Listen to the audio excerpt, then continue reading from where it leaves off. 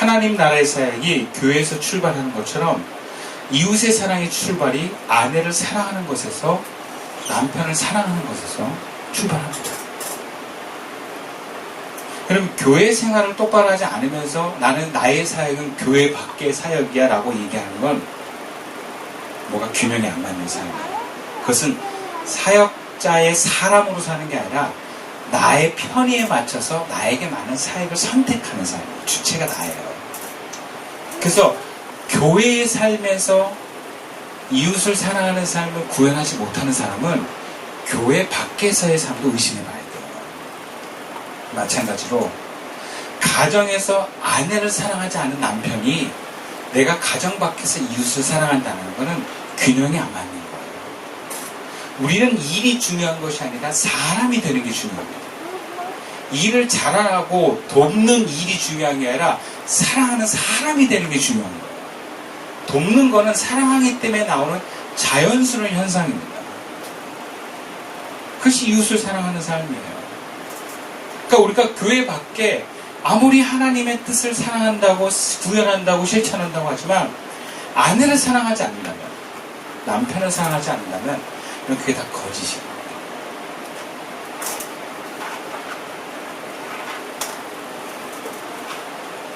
그리고 다른 이웃을 잘해줘도 어느 정도가 있고 얼마든지 그것을 그만둘 여지가 있는데 왜 우리가 그렇게 가정에서 사랑이 부족한가? 그럼 사랑이요, 이웃을 사랑하는 것보다 아내 남편 사는 게 더 힘들어서 그래요. 물론 결혼해서 한 3년간에는 쉬워요. 그냥 사랑이 되니까 호르몬도 나오고 분위기도 되고.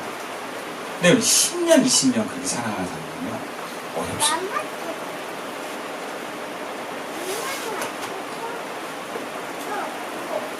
그래서 세상에 제일 힘든 게 아내 사랑하는 거라 그래요.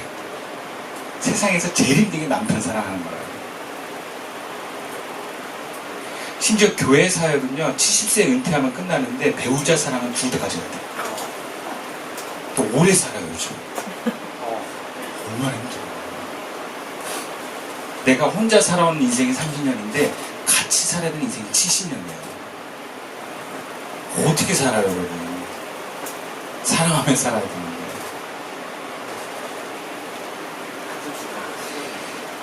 그리고 아까도 말씀드렸지만 이웃은 얼마든지 바뀔 수 있어요. 사랑하는 대상이나 어떤 선이 있어요.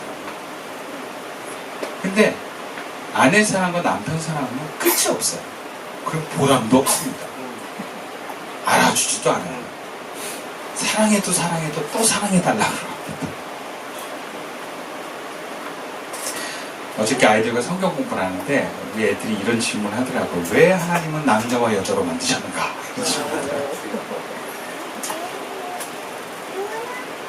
그냥 남자면 남자, 여자면 여자 이렇게 하나 만든다는 거예요.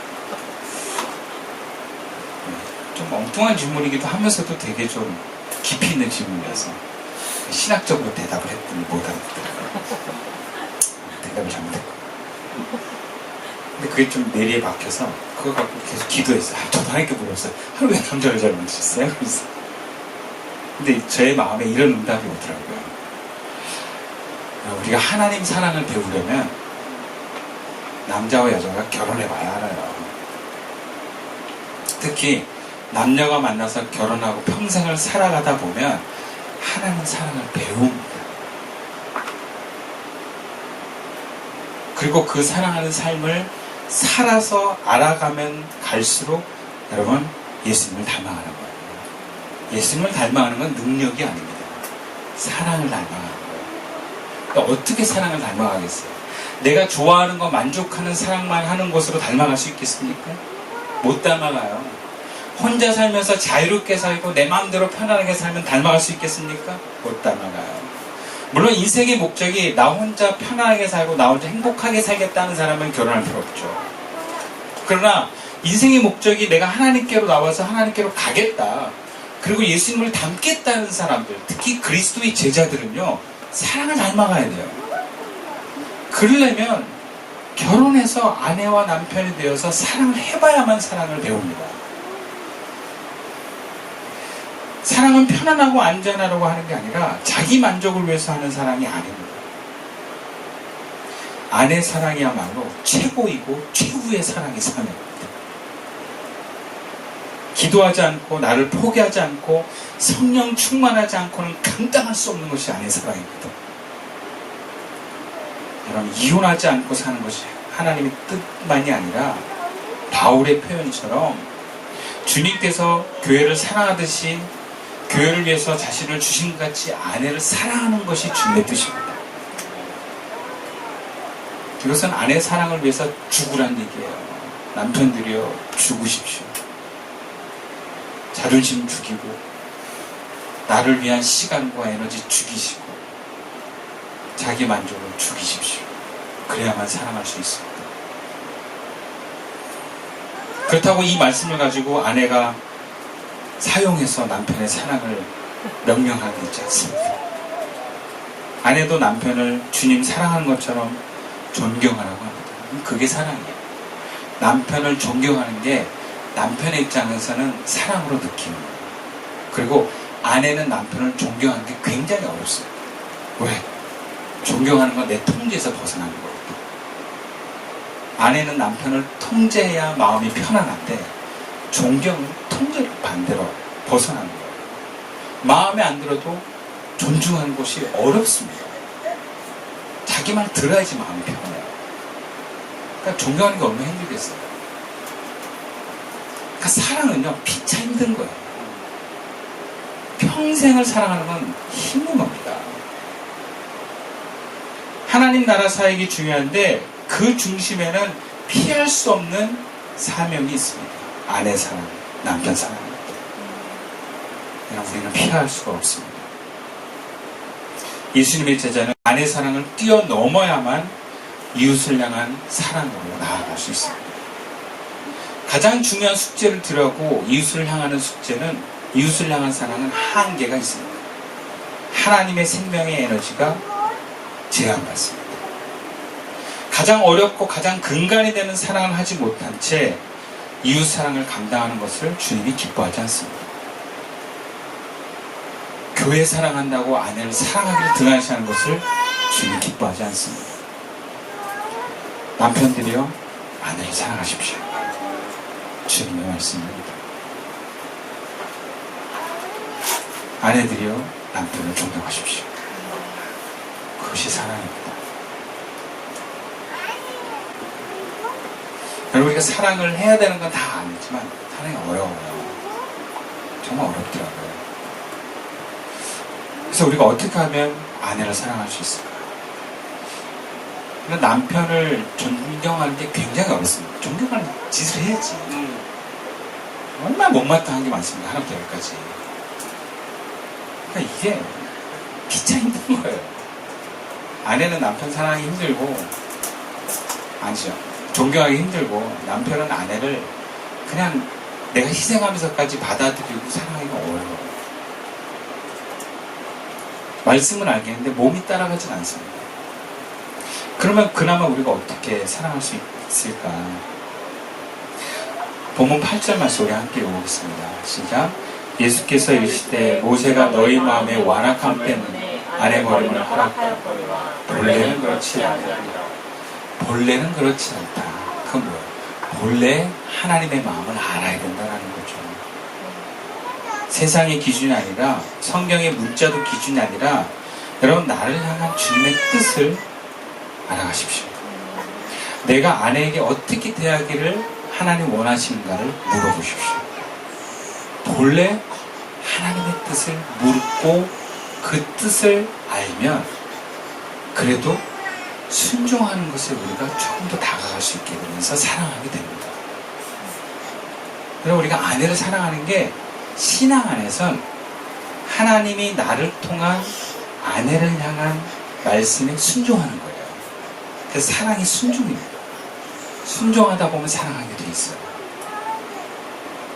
하나님의 뜻은 아내를 사랑하는 것입니다. 문제는 얼마만큼 사랑하느냐에 있습니다. 그 기준이 사회적 기준도 있고 내 기준도 있어요. 내 감정의 기준도 있어요. 근데 이 기준이요, 하나님의 뜻과 다를 때가 있어요. 이만하면 내가 아내를 사랑하는 거 아닌가? 그럼 그거 내 기준이에요. 여러분, 기준을 하나님께 두십시오. 그리고 사랑이라는 뜻에 하나님께 물어보시고 순종하세요. 그러면 하나님의 뜻에 맞고 어떻게 보면 아내와 코드가 맞는 사랑을 우리가 조금씩 해나갈 수가 있는 거예요. 그러니까 내 기준에 맞추고 세상의 기준에 맞추면 그 이상은 내가 애쓰고 노력하는 거지. 그러면 나도 모르게 보상심리가 생겨요.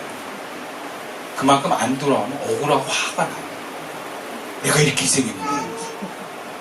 그거 다 내려놓으면 뒤에서는 하나님의 메시지에 말씀에 순종할 수밖에 없어요. 하나님이 예쁘다 그러면 예쁘다고 말하세요. 저는 아직 말씀을 안 하셨는데 참과 거짓을 내가 나누지 마시고 하나님 뭐라고 말할까요? 물어보시고 예쁘다고 하라 그러면 예쁘다고 하고 당신 날씬해 날씬하다고 하고 뭐 기준이 어디 있어요? 날씬과 뚱뚱이 기준이 어디 있어요? 하나님 날씬하다고 말하라고 하는 거지. 하나님의 말씀에 순종해 주시고 두 번째로 우리가 하나님의 기준에 맞는 사랑에 다가가려면 본문 11절 말씀이죠. 예수께서 이르시되 사람마다 이 말을 받지 못하고 오직 타고난 자라 할지니라. 무슨 얘기냐? 우리 자신을 알아야 돼요.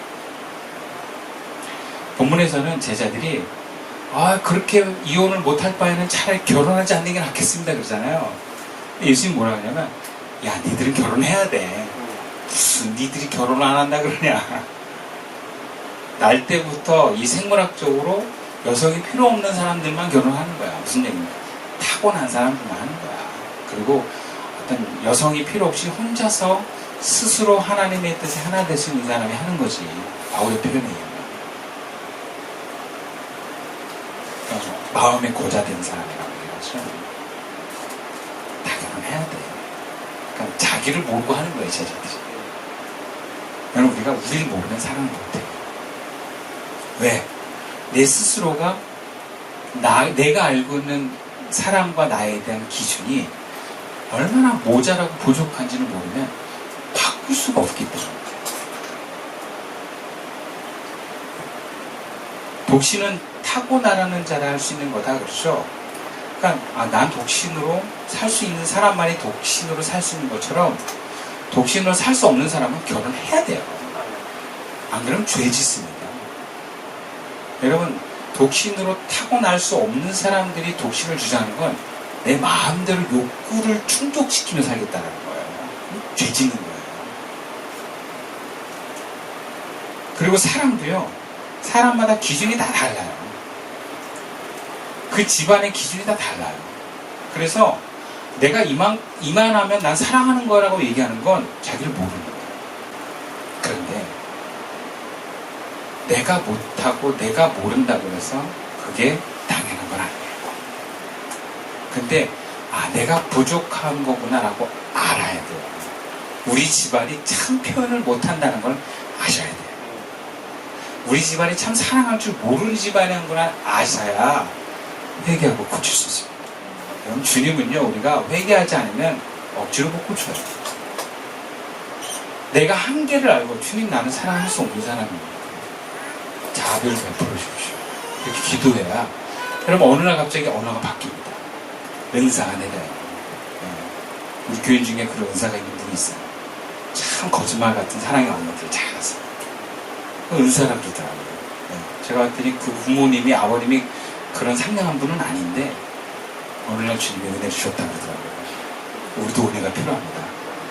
남편들이요, 기도합시다. 아내들이요, 기도합시다. 하나님이 은혜를 주셔야만 사랑할 수 있어요. 그러려면 우리 자신을 알아야 돼요. 우리 집안을 알아야 돼요. 우리가 얼마나 사랑하기가 부족하고 말도 못하고 표현도 못하고 상대방을 못 알아차리든지 우리 알아차립시다. 그리고 회개합시다. 자신을 알 때 하나님은 응답하십니다. 모세가 그러했고 바울도 그랬습니다. 여러분, 우리가 그렇게 대단한 사람이 아니에요. 주님의 부르심을 받아 주님의 뜻을 따라 살아가지만 우리가 많은 것을 알고 또 많은 것을 잘하는 사람이 아니에요. 우리는 여전히 어린아이입니다. 자기 자신을 인정합시다. 주님, 자비를 베풀어 주옵소서. 기도합시다. 그리고 우리 공동체를 통해서 사랑을 배워갑시다. 조건 없는 교인들의 사랑을 받아가면서 교인들을 향해서 사랑의 언어들을 해나가면서 우리 가정에서도 그렇게 말하기를 배워갑시다.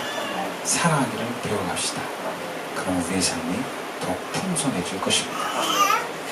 말씀을 마치겠습니다.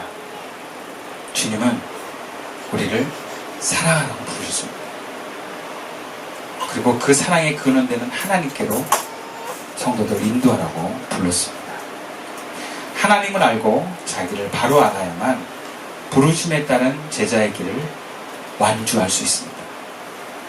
서로 사랑하기를 도웁시다. 그리고 각자 아내를 사랑합시다. 남편을 존경합시다. 기도드리겠습니다.